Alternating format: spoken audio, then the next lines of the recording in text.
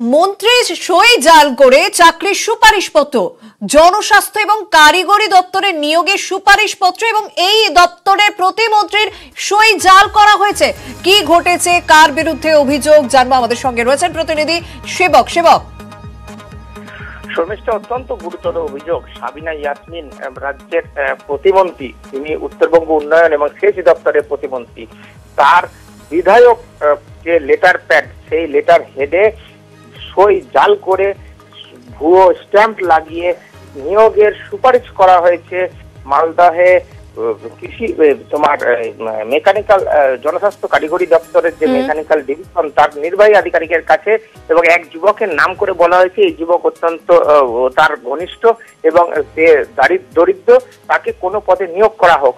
যদিও মন্ত্রী এই ধরনের লেটার হেডে চিঠি প্রকাশ্যে আসতেই কিন্তু হইচই পড়ে গিয়েছে এবং মন্ত্রী সেবক, এই জায়গা থেকে জানতে চাইবো যে ঘটনাটা কিভাবে প্রকাশ্যে আসে, আর যুবক কি কোনোভাবে এই মন্ত্রীর পরিচিত? দেখো, এখনো পর্যন্ত মন্ত্রী যা জানিয়েছেন যে তিনি এই ধরনের কোন যুবককে চেনেন না। তিনি ইতিমধ্যেই কালিয়াচক থানায় অভিযোগ দায়ের করেছেন। তিনি বলেছেন যে প্যাড ব্যবহার করা হয়েছে সেটা বিধায়ক, মথাবাড়ি কেন্দ্রের তিনি একই সঙ্গে বিধায়ক, সেই বিধায়ক প্যাড সই দেওয়া হয়েছে এবং যে সই করা হয়েছে সেটি জাল। এবং ইতিমধ্যেই মালদার পুলিশ সুপারের সঙ্গে আবার কথা হয়েছে, তিনি যেটা জানিয়েছেন মন্ত্রীর অভিযোগের ভিত্তিতে নির্দিষ্ট মামলা রুজু করছে পুলিশ এবং যে যুবকের নামে এই চিঠি তার কিন্তু খোঁজ করা হচ্ছে। অর্থাৎ অভিযুক্তের বিরুদ্ধে কড়া পদক্ষেপ নেওয়া হচ্ছে। মন্ত্রী সাবিনা ইয়াসমিন তিনি কি বলছেন শুনবো।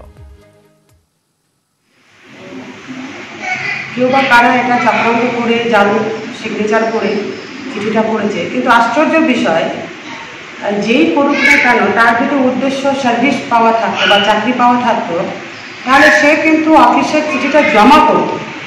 অফিসের চিঠিটা জমাও করলো না, অথচ ভাইরাল করছে। তো আমার মনে হচ্ছে এই জায়গাটাতে যে আমাকে বা সরকারকে একটা বদনাম করার চেষ্টা করা হচ্ছে। যাই হোক, আমি জিডি করেছি, এই ব্যাপারে পুলিশ প্রশাসন দেখছি, আমরা কড়াভাবেই এটা নিচ্ছি। দিল্লিতে মুখ্যমন্ত্রী মমতা বন্দ্যোপাধ্যায় আজ তিনি রওনা দিচ্ছেন এবং 27, 28, 29 তার টানা বেশ কিছু কর্মসূচি রয়েছে। আমাদের সঙ্গে রয়েছে প্রতিনিধি রাজীব চক্রবর্তী। রাজীব, এই মুহূর্তে মমতা বন্দ্যোপাধ্যায়ের দিল্লি সফর ভীষণভাবে রাজনৈতিক গুরুত্বপূর্ণ। যখন সংসদে পেগাসাস ইস্যুতে, একাধিক ইস্যুতে তৃণমূল কংগ্রেসই বিরোধী মুখ হয়ে উঠে আসছে, তারাই বিক্ষোভ দেখাচ্ছে। এই মুহূর্তে কি কি খবর রয়েছে, মুখ্যমন্ত্রীর ঠিক কি কি কর্মসূচি রয়েছে দিল্লিতে?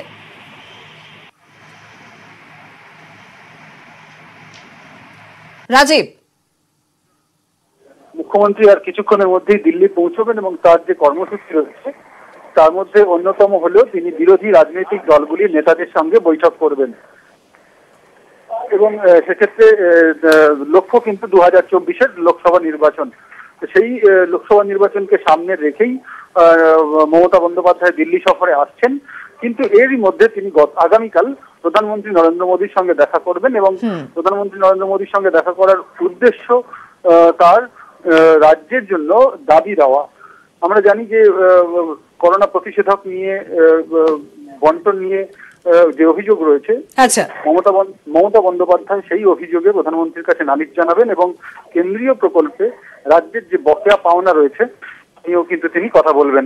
এখনো পর্যন্ত রাজীব, অবিজেপি রাজনৈতিক দলগুলির পক্ষ থেকে কোন রকম সাড়া পাওয়া গিয়েছে? মানে আমরা দেখেছিলাম মুখ্যমন্ত্রী মমতা বন্দ্যোপাধ্যায় তিনি এখান থেকেই সাংবাদিক বৈঠকে বলেছিলেন যে আমি এই সময় থাকবো দিল্লিতে, যদি কোন রকম অবিজেপি রাজনৈতিক দল দেখা সাক্ষাৎ করতে চান তাহলে এই সময় শিডিউল রাখতে পারেন, আমি দেখা করব। সেক্ষেত্রে অবিজেপি রাজনৈতিক দলগুলি কি বলছে? দেখো, অবিজেপি রাজনৈতিক দলগুলির মধ্যে তোমাকে আমি প্রথমেই বলে রাখি যে কংগ্রেস ইতিমধ্যেই একটি ইঙ্গিত দিয়ে দিয়েছে। গতকাল কংগ্রেসের তরফে অভিষেক বন্দ্যোপাধ্যায়ের ছবি সহ একটি টুইট করা হয়েছে এবং সেই টুইটে অভিষেক বন্দ্যোপাধ্যায়ের ফোনে আড়িপাতা পেগাসাস ইস্যুতে উল্লেখ করে এটা কংগ্রেসের সাম্প্রতিক ইতিহাসে অন্য কোনো দলের নেতার ছবি দিয়ে এরকম টুইট কিন্তু দেখা যায়নি। এটা একটা কংগ্রেসের তরফে ইঙ্গিত। এবং তুমি জানো যে মুখ্যমন্ত্রী মমতা বন্দ্যোপাধ্যায় 21শে জুলাইয়ের মঞ্চ থেকেই বলেছিলেন তিনি এসে সোনিয়া গান্ধীর সঙ্গে দেখা করবেন, তিনি শরদ পাওয়ারের সঙ্গে দেখা করবেন।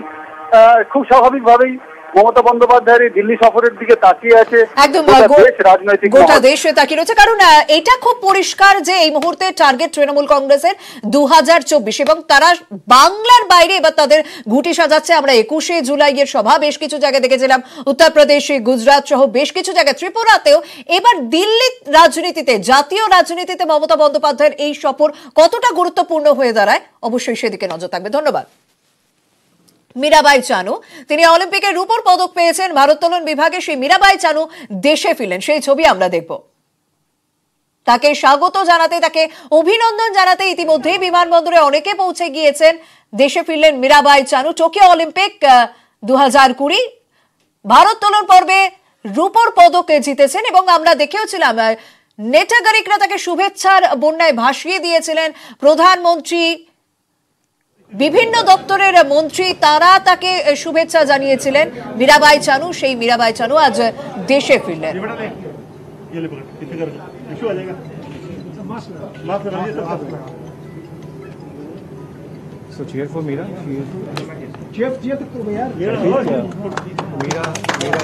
তাকে শুভেচ্ছা জানানো হচ্ছে সেখানে।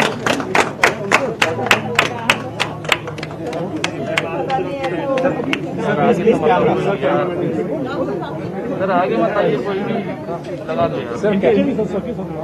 सर आप टेस्ट हो गया ना, बाकी ठीक है, बाकी लोकेशन पर ले लीजिए, ठीक है, और चलते हुए चलना पड़ेगा।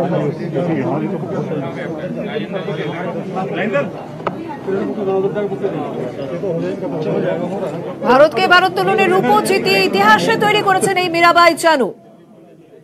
দেশে ফিরতেই তাকে স্বাগত জানানো হচ্ছে। শনিবার ভারোত্তোলনে আমরা দেখলাম 49 কেজি বিভাগে রূপো জিতেছেন মীরাবাই। ইম্ফলে বছর 26-এর এই কন্যা মীরাবাই চানু তার এই পদক জয় অলিম্পিকের ইতিহাসে এদেশের নাম লিখে রাখলো। 21 বছর পর ভারতের ভারোত্তোলনে পদক এসেছে এই মীরাবাই চানুর হাত ধরে।